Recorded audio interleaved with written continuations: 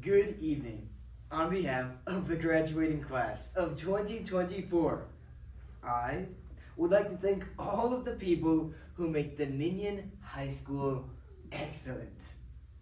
To the staff, who works tirelessly coordinating our lives and our events, all the while supporting us, and the faculty, we thank you.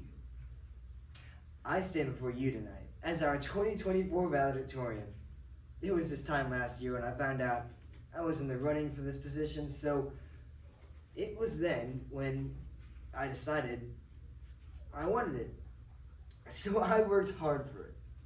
And at our senior awards ceremony, it felt so good when I heard my name announced for this title. So good.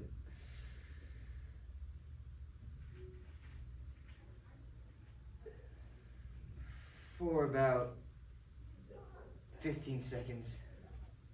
Yeah. 15 seconds of my heart pumping and my adrenaline racing. 15 seconds of, yeah, I won. 15 seconds of being at the top of the pile of all my accomplishments. And it felt euphoric.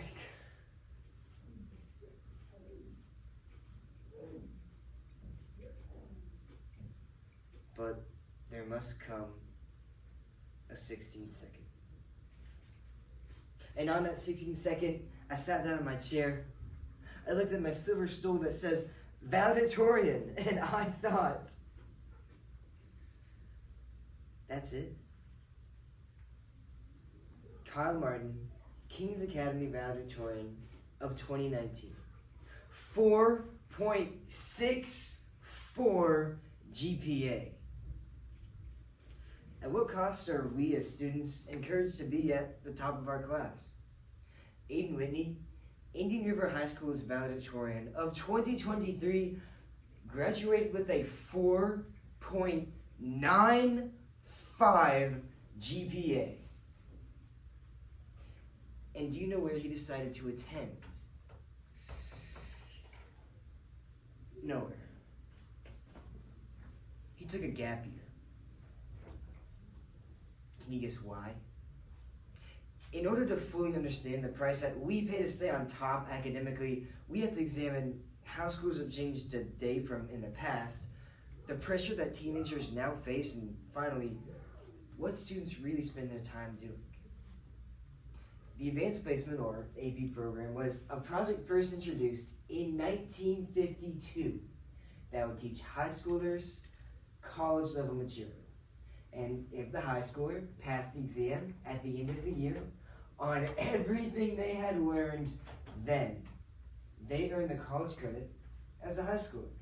Now, this was seen as a huge advantage, the chance to earn a college credit at a reduced price before even entering a university. Now, with all the benefits, one might think that the AP program was created to give all equal students a better education and a brighter future. But in 1958, AP program director David A. Dudley stated the truth. The basic philosophy of the Advanced Placement program is simply that all students are not created equal. The AP program gradually developed over the next 7 decades. The first 1952 program tested students in only 11 subjects. 2 years later, 530 students would take the courses, and in 1969, 14% of American public high schools offered the classes. In 1970, half of American high schools offered AP courses. So, from 1970 to 2000, the amount of students taking AP courses went from 75,000 to 750,000. But the classes mainly helped already privileged students. For example, in 1969, the American Civil Liberties Union filed a lawsuit on behalf of Inglewood High School in California since it was only offered 3 AP courses as opposed to the predominantly white Beverly Hills high schools, 45. But what does this all mean? The College Board, which is the non-profit organization that runs the AP program, has faced criticism for years over its unfair penalization of minorities. For example, in 2017 alone, 70% of black test takers failed their AP exams. So, were the College Board and AP programs really created to see students succeed? Or were they designed to unequally and unfairly push students to their breaking point just to appeal to colleges? The AP system needs to be reformed. AP classes should be equally distributed across the country, and schools should rethink the amount of work its students receive.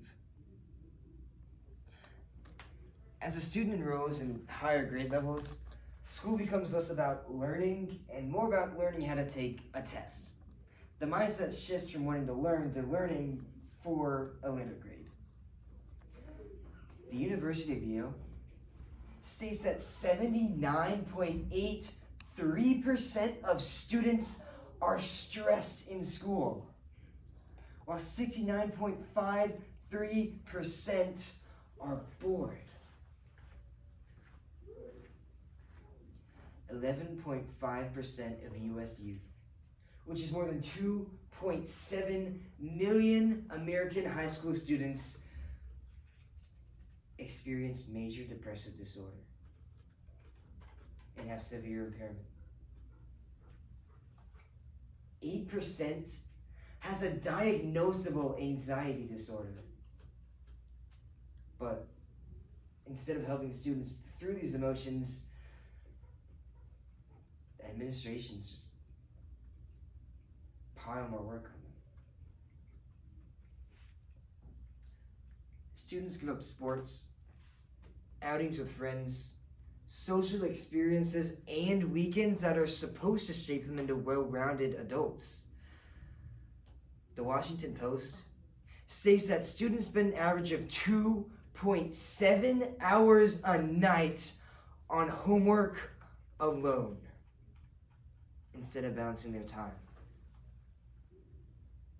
And students that overload themselves competing endlessly for valedictorian but don't achieve it